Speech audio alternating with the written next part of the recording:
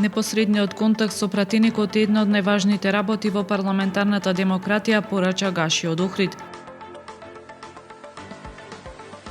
Културното наследство треба да го чуваме, заштитуваме и презентираме, рече Мишева на отварањето на изложбата на украси за појас од етнолошката ризница на Охридскиот музеј. Повредените лица од обезбедувањето на спикерот Гаши се во добра здравствена состојба по сообраќајната несреќа утринава. Реконструкцијата на западната трибина почнува во понеделник. Времето утре облачно со дожд и температура до 8 степени. Следевте една минута вести на Охрид Нјуз.